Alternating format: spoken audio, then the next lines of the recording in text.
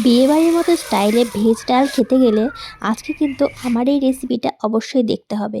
তো প্রথমে আমি মুগের ডালটাকে একটু শুকনো খোলায় ভেজে নিয়ে ভালো করে সেদ্ধ করে নিয়েছি। তার সাথে কিন্তু আমি উপরে যে ফেনাগুলো ওঠে সেগুলো ফেলে দিয়েছি। এরপরে আমি একটা কড়াই বসিয়ে দিয়েছি, তেলে আমি একটুখানি পনির ভেজে নিয়েছি লবণ হলুদ দিয়ে। এরপরে গাজরটাও ভেজে নিলাম, তারপরে বিনসটাও খুব ভালো করে ভেজে নিলাম। আজকে আমি এই ভেজিটেবলগুলোই অ্যাড করব আমার ভেজ ডালে। তারপরে বিনসটা ভাজা হয়ে গেছে, উঠিয়ে নিয়েছি। এরপরে ফুলকপিটা ভেজে আমি উঠিয়ে নেব। ফুলকপিটাও কিন্তু আমার লাল লাল করে ভাজা হয়ে গিয়েছে। এরপরে ক্যাপসিকামটা আমি ভেজে নেব।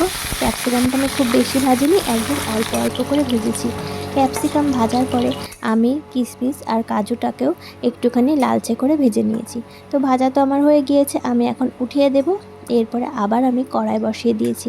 কড়াইয়ে আমি ওই তেলটা ফেলে দিয়েছি। এবার একটু ভালো তেল নিয়েছি, ভালো তেলে এরপর আমি দেব তেজপাতা, তারপর দিয়েছি একটা দারচিনি আর দুটো এলাচ, তারপর দিয়েছি দু একটা লবঙ্গ আর দিয়েছি দু একটা গোলমরিচ।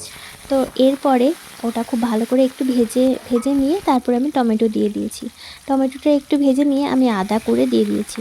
তো তোমরা কিন্তু এখানে আদা বাটাও দিতে পারো, কিন্তু আমি আদা এভাবে কুড়ে দিয়েছি। এরপরে লবণ হলুদ চিনি পরিমাণ মতো দিয়ে দিয়েছি।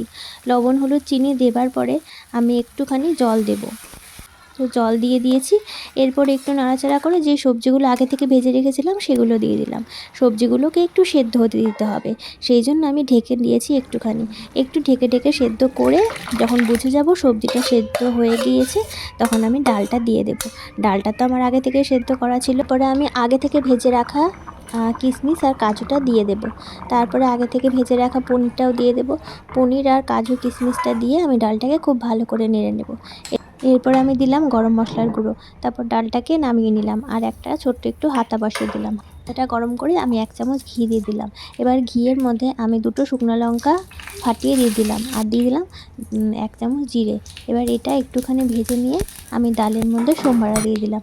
এটা দিলে কিন্তু ডালটা খেতে খুব টেস্টি হয়, আর অবশ্যই কিন্তু এটা দিতেই হবে। এইভাবে সোমবারা দিলে ডাল কিন্তু খুব টেস্টি হয়। তো এই তো আমার ডাল তো হয়ে গিয়েছে। আজকে আমি শুধু ভাজাভুজি দিয়ে ভাত খাবো। আর নিয়েছি আজকে আলু ভাজা আর বেগুনি। চলো টাটা।